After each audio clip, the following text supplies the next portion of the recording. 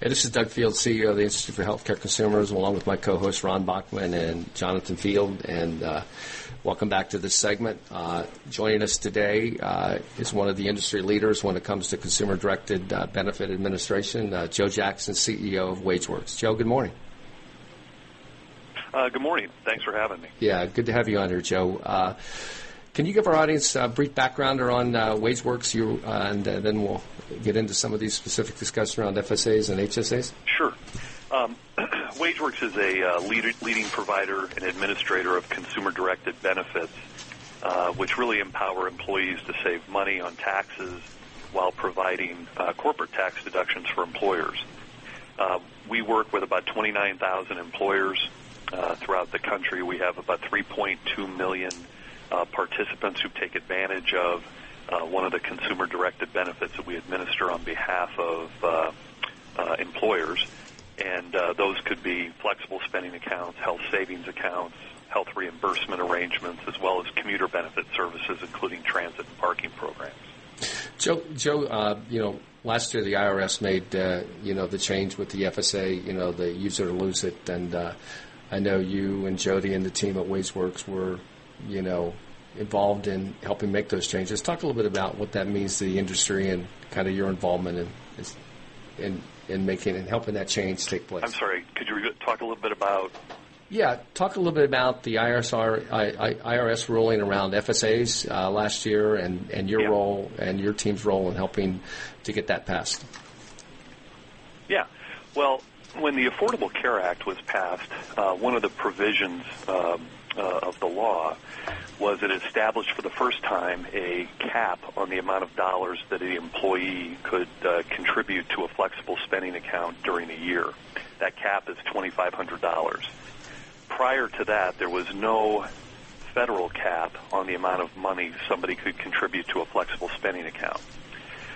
Since there was no cap, a number of years ago when these were established, the IRS set up the use it or lose it rule, which basically was a way to keep high-income earners from deferring income.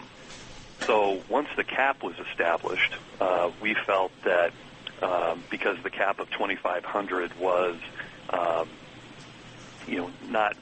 not an amount of money that people would use to defer income, as well as the dollars really can't be taken out as cash in a flexible spending account, we started talking with Treasury and the IRS about removing that burdensome use it or lose it rule. It was really one of the biggest deterrents that kept people from enrolling in the program. So myself, our Chief Compliance Officer, Jody Deedle, a number of other industry veterans spent quite a bit of time over about a 2-year period working with the IRS and Treasury to figure out a way to hopefully eliminate the rule. And where we landed was instead of eliminating it, we were able to get agreement on establishing a carryover of up to $500 into the next plan year.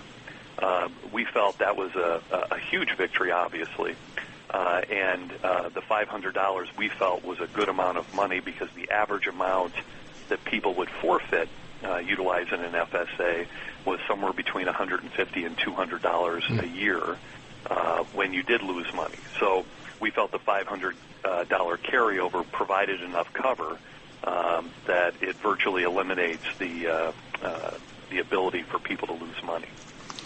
So Halloween, October 31st, the ruling was made. It allowed employers to begin to take advantage of it late last year. We had about 1,200 employers that did take advantage of it in 2013. And those employers saw a mid to high teens increase in enrollment just in that short period of time that they were able to make people aware and educate them on the value of the rollover. So now as we head into 2014's open enrollment season come fall, and we have a full open enrollment season to educate people about continuing to educate them about the value of flexible spending accounts, now with the carryover and the significant adoption that we're seeing from employers who are wanting to take advantage of this, we think that we'll see a significant increase in flexible spending account participation, not only this year, but for the next few years to come. Joe, Ron Bachman here. What's your typical market? You got 27,000 employers. What's the general size? Well, we work with half of the Fortune 100. We work with about 167 of the Fortune 500. So, we spend a lot of time and effort and work very closely with enterprise-level employers. But we have about 27,000 small businesses out there that work with us as well. And the great thing about it is whether you're a Fortune 10 company or you're a dry cleaners in San Mateo, California, you can still work with WageWorks. You can still use our products. You have the same functionality, the same technology to utilize. So, although we do spend quite a bit of our time working with large enterprise employers, we do the full gamut of employer size. Hey, Joe, you have a unique view of, all the account-based plan, or, HSAs, HRAs, and there's a lot of talk about what's happening with HSAs right now, the evolution of more full replacement programs, what's going to happen with HSAs inside private and what's happening inside public exchanges. What's your view right now on the growth of HSAs looking ahead in the next 1, 2, 3 years? Well, they're our fastest growing product. Mm-hmm. All of our products, whether it's HRAs or FSAs, are growing. But you're seeing a higher growth percentage in HSAs out there, and I think that will continue. Just like you said, we have employers that are starting to move towards full replacement, and full replacement meaning moving to high deductible offerings only, which allow then the employee to take advantage of an HSA, as well as a limited purpose FSA that would allow them to offset vision and dental expenses. Again, the limited purpose FSA is also involved in the carryover provision as well, so that helps. But on the HSA market, not only from full replacement, but with the adoption and the creation of a lot of private exchanges out there now, which is over the last year become more and more popular, and we're seeing a lot of movement of employers moving from kind of the defined benefit strategy to defined contribution strategy, and there's a number of private exchanges out there that are looking to help employers move in that direction. The interesting thing about private exchanges is we see that most of the exchanges offer a number of high-deductible health plans with wellness initiatives and things like that attached to them that gets the employer more involved in not only setting up an HSA account, but also having incentives that they can do, whether it be a blood pressure check or a health risk assessment, things like that, that if they complete them, the employer will then contribute dollars to the HSA account. So I think going forward, if you kind of look out in the next 2 to 3 years, if you look at some of the studies that have been out there by firms like Accenture that talk about the shift in defined benefits to defined contributions, look, if those estimates end up being half right, consumer-directed benefits and especially HSAs will continue to grow and really become a staple that people utilize to offset healthcare expenses going forward. Yeah, I mean, some of the discussion, we're sitting here with about 13 million HSA accounts in place. I mean, that number can move a little bit depending on who you're talking to, but the projections. In fact, we just did a study in partnership with John Young and Todd Berkeley out of Minnesota, and the projection there is that 45 million HSAs will be in place over the next 3 years. That's very dramatic growth, if it happens.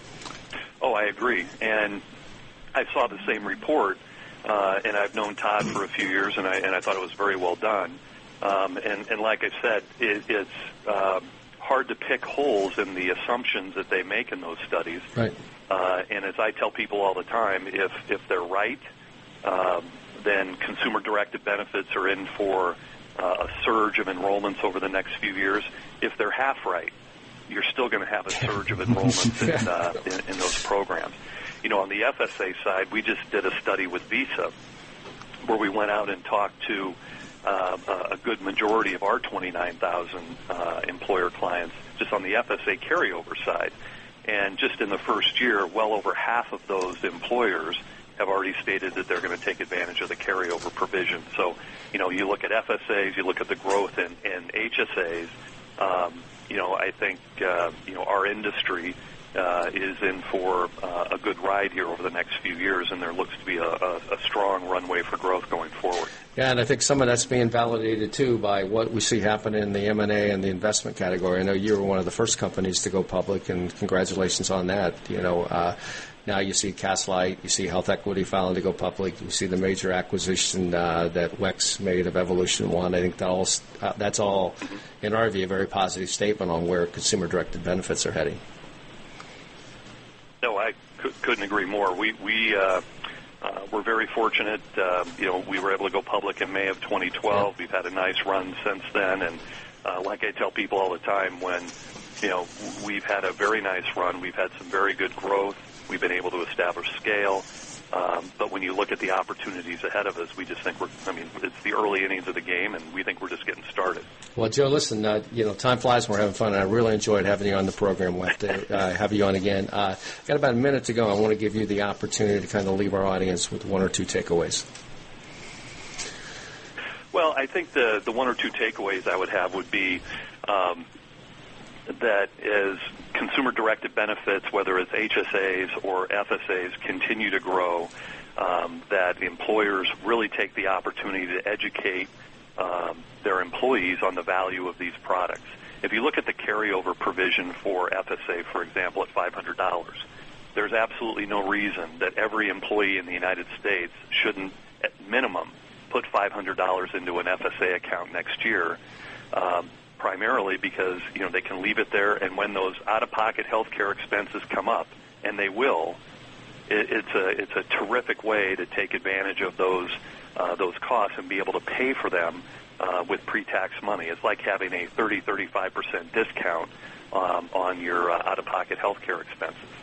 And on the HSA side, the high deductible plans going forward, it's a terrific vehicle that employees can use not only to offset out-of-pocket health care expenses, but to have something that they can bridge along with their 401k and start a savings vehicle that would allow them to save dollars going forward. So when they get to retirement or when they get to the point where they really need them because of some event, that they have a cushion of dollars, a kind of a health nest egg, if you like, that they could use to pay for those out-of-pocket expenses. And in closing, we listen to you guys quite a bit, and really appreciate all you do to, kind of talk about the industry, et cetera, and it's been a pleasure to be on your show. Thanks, Joe. Listen, say hello to Jody for us, if you would, please, and have a great weekend. Will do. And have a great weekend. To our audience, right, we'll be off next week, next Friday, so have a happy 4th.